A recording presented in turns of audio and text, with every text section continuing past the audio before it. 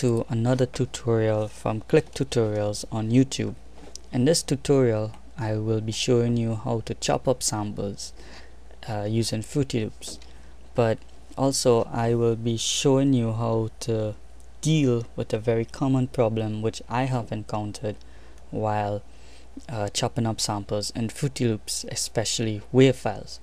Now when you use another program to export your WAV files after you have edited, I use Cakewalk, and what happened is that even though I've chopped up the sample precisely where I would like, for some reason a few milliseconds of silence is added at the end of the file. In some cases it is added at the beginning of the file as well. Now what happened is that when I import my loop to be chopped up in the slicer, Slicex here, what you will notice is that the loop isn't continuous. So let me play it. As you can see there, the loop stops at the end and then it begins. That is a problem. Now how do we deal with that, and why does that happen? Well, the reason why that happens is that Fruity Loops will chop up this file including the silence and then assign its BPM and markers according to the waveform, the entire waveform that we have used. Now the problem is this little silence here. Now how do we deal with that?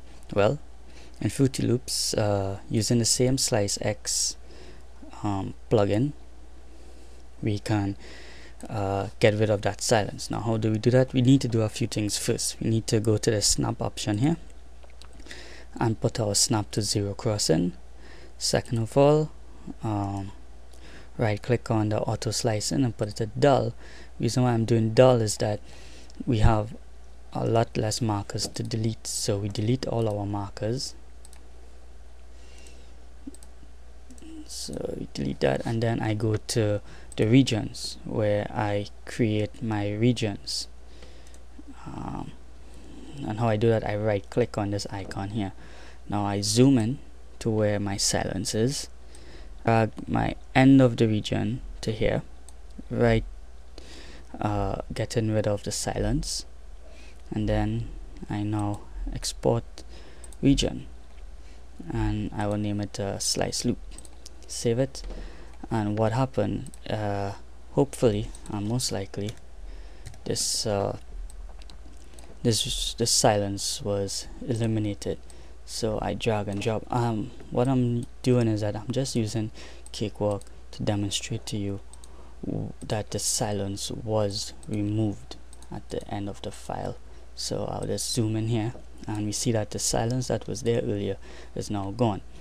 Now how do I take advantage of that is that I now insert the Fruity Slicer, not the Slicex which we used before. I prefer the slicer, but you could use the Slicex if you would like. I could load a sample from here, but I also have the window open, and I could just drag it from the Windows file, and I see that my files, it is ready to be sliced. So I slice it here using sharp auto slicing. I use my BPM as 21, but it's the BPM I believe was 25 earlier. Yes, 125 BPM. So I now play this loop and it sounds like this.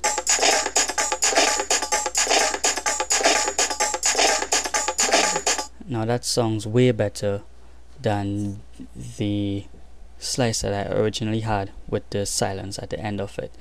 That's it. I have shown you how to